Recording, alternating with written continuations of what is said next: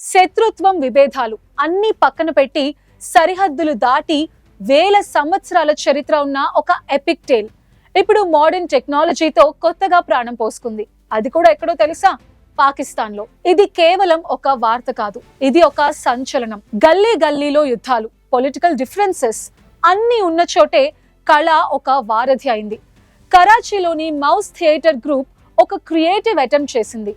అందరూ ఆశ్చర్యపోయేలా వేల సంవత్సరాల మన రామాయణాన్ని స్టేజ్ మీదకి తీసుకొచ్చింది. ఈ సర్ప్రైజ్ మూవ్ వెనుక ఒక గ్రేట్ విజన్ ఉంది.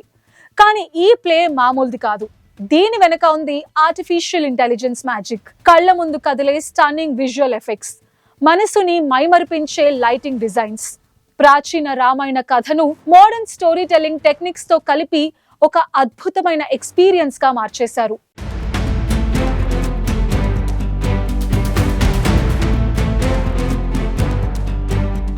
ఈ టెక్నో డ్రామా నిజంగా అన్బిలీవబుల్. రాముడి ధైర్యం, సీత సహనం, హనుమంతుడి భక్తి ఇవన్నీ ఏఐ సృష్టితో అద్భుతమైన గ్రాఫిక్స్ గా తెరపై కదిలాయి. ప్రేక్షకులని సీట్లలో నుంచి కదలనివ్వకుండా ఆ డ్రామాలో లీనమయ్యేలా చేసింది. ఇది కేవలం ఒక నాటకం కాదు, కళ, టెక్నాలజీ, సంస్కృతుల అద్భుత కలయిక.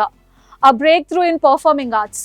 2024 మేలో కరాచీ ఆర్ట్స్ కౌన్సిల్లో హమ్ సబ్ ఉమీద్ సే హై అంటే మనమంతా ఆశతో ఉన్నామనే పేరుతో జరిగిన ఈ ప్రదర్శన పాకిస్తాన్లో భారతీయ సాంస్కృతిక వారసత్వాన్ని, ముఖ్యంగా హిందూ సంస్కృతిని కొత్త మార్గంలో అన్వేషించే ప్రయత్నంగా నిలిచింది.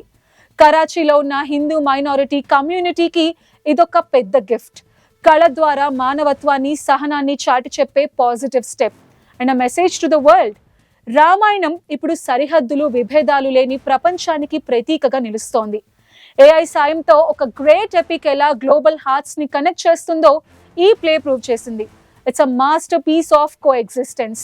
కళకి భాష లేదు, సాంకేతికతకు హద్దులు లేవు, మానవత్వానికి సరిహద్దులు అంతకన్నా లేవు.